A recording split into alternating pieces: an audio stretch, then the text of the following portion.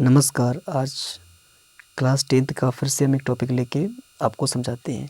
Topic का नाम है संचारण। इसके बारे में आज आपको हम फुल इन्फॉर्मेशन देंगे और ये प्रश्न पेपर में भी बहुत सारा बार रिपीट हुआ है।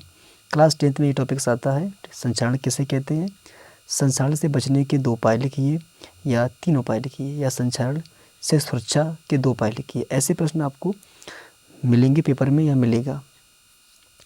ये इम्पोर्टेंट टॉपिक से संचारण क्लास 10th में पूछा जाता है और आपको लिखना भी इसी तरीके से कि संचारण क्या है और उसके बचाव आएगी तो ऐसे आप हेडिंग डालेंगे, उसके ब्लैक से इसके से ऐसे करेंगे, फिर क्रम से लिखेंगे। अगर ऐसे लिखेंगे आप तो आपको पूरे नंबर दिए जाएंगे, लेकिन मैंने यहाँ पर रेड से लिखा है, आपको ब्लू पेन से लिखना है। आइए आपको समझाते हैं संचारण के बारे में। लंबे समय तक किसी वस्तु को नमी या वायु के संपर्क में रखने पर उसमें जंग लगने लगती है और धीरे धीरे वस्तु जलने लगती है। इस घटना को संचारण कहते हैं। आपने देखा होगा बहुत सारे दरवाजे या बहुत सारी वस्तुएं अगर वो पानी के संपर्क में ज़्यादा आ रही हैं तो धीरे धीरे उसमें जंग लगने लगती है। जैसे कि आपने देखा होगा कोई दरवाज़ा है, वो पानी के संपर्क में रेगुलर आ रहा है और आप उसमें पेंट नहीं कर रहे हैं तो वो उसमें जंग लगेगी पहले, और जंग लगेगी फिर धीरे धीरे वो जंग झड़ने लगेगी, यानी कि वो दरवाज़ा झड़ने लगेगा। ऐसी कंडीशन आ जाती है तो उस कंडीशन को हम संचारण कहते हैं। शायद आपको समझ में आ गया होगा।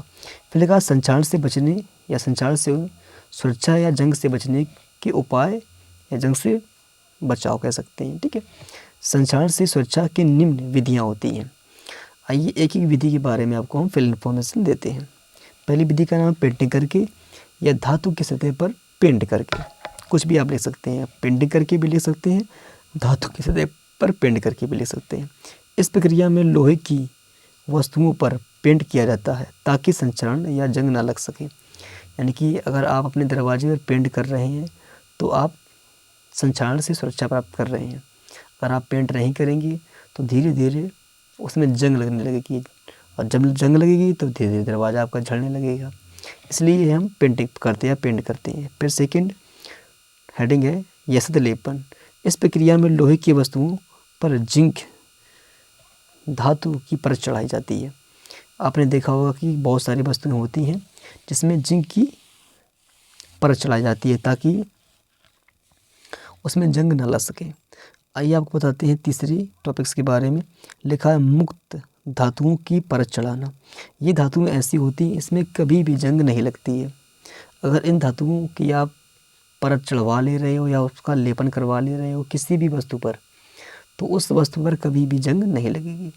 लिखा इस प्रक्रिया में लोहे की वस्तुओं पर निकेल, क्रोमियम और टिन वस्तुओं की परत चढ़ाई जाती है या लेपन किया जाता है ताकि लोहे की वस्तु या पर जंग ना लग सके।